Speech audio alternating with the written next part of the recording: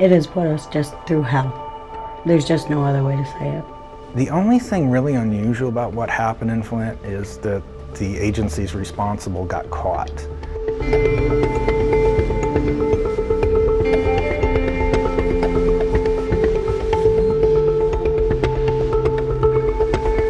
America is working hard in projects around the world to ensure that communities have got access to safe drinking water, which makes it all the more shocking that scientists in this country say millions of Americans are drinking water every day that may be poisoning them.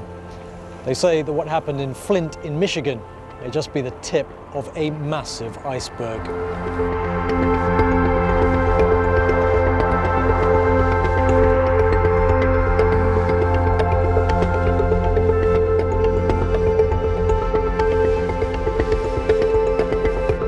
Before she even knew about the lead poisoning, Kerry Weber recalls her shock when she took her daughter to the hospital.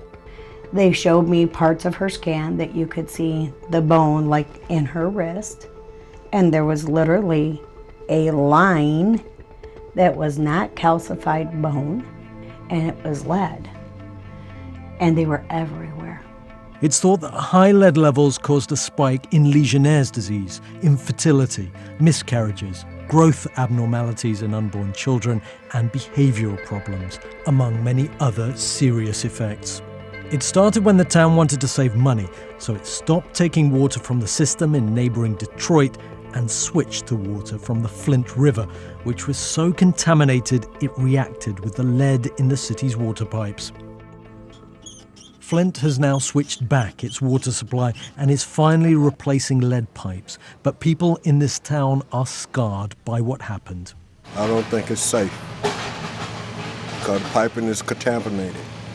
The main water line is contaminated. The lines in the house is contaminated. Your hot water heater is contaminated. If your refrigerator hooked up to it, it's contaminated. So when they tell you it's safe and you can drink the water, what do you say? I'm not going to drink it. I will buy my water. But one of the scientists who discovered Flint's high lead levels says this is not a local scandal, but a national crisis.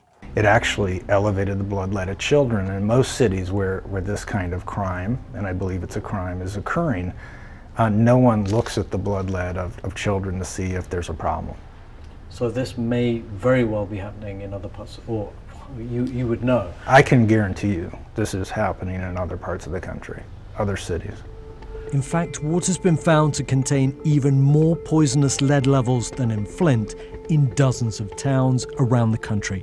And it's happening like it did in Flint because of money. We have not accepted in this country that water, affordable, safe drinking water, is a basic human right.